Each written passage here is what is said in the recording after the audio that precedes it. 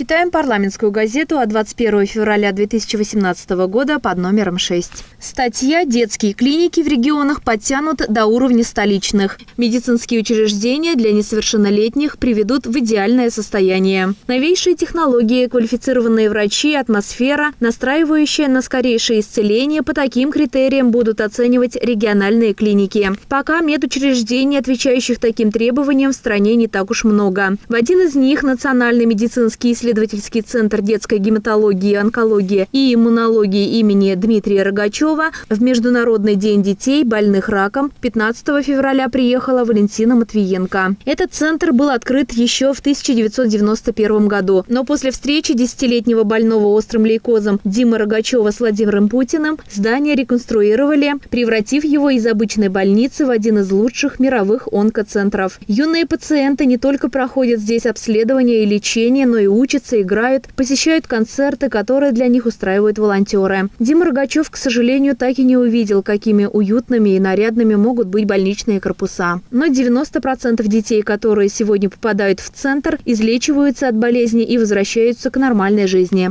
Процесс лечения порой затягивается на долгие месяцы и требует от юных пациентов огромного мужества и терпения. После пересадки костного мозга многие из них вынуждены по полгода проводить в стерильных боксах. В это время ребята могут общаться только с близкими родственниками и врачами. Когда иммунитет восстанавливается, детей переводят в обычные палаты. Каждая из них оборудована для проживания ребенка вместе с одним из родителей, как правило, с мамой. На этапе реабилитации малыши посещают развивающие кружки, а дети постарше учатся в школе при онкоцентре. В прошлом году 59 пациентов сдали здесь ЕГЭ.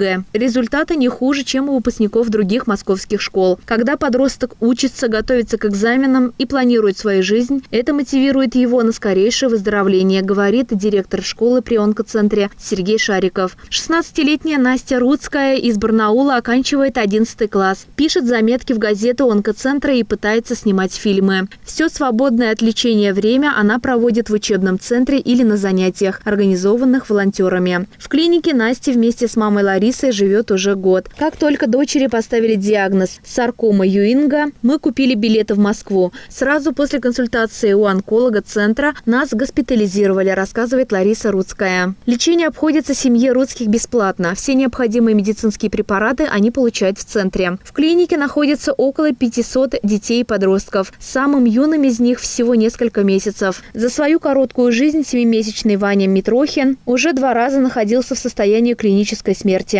После сложнейшей операции на почках, проведенной московскими врачами у его родных, наконец появилась надежда, что сына спасут. Для Митрохиных, как и многих других родителей, квота на лечение в центре имени Дмитрия Рогачева – единственная возможность победить тяжелый недуг, который каждый год уносит сотни детских жизней. Пока далеко не в каждом субъекте врачи могут оказать квалифицированную помощь, но в ближайшие 10 лет ситуация изменится, пообещала родителям онкобольных пациентов Валентина Матвиенко. И центры наподобие НМИЦ имени Рогачева появятся в регионах. Охрана здоровья детей, напомнила она, одно из главных направлений стратегии десятилетия детства. Мы анализируем, как в каждом регионе решаются проблемы здравоохранения, в каком состоянии детские поликлиники, где и почему не хватает специалистов и что нужно дополнительно сделать государству, чтобы здоровье детей было под надежной охраной, подчеркнула Матвиенко. Тогда родителям онкобольных детей не придется тратить драгоценное время на получение квоты и поездку в Москву для обследования и лечения. Статью подготовила Светлана Заверняева. Специально для рубрики «Читаем газеты» Олеся Григорьева.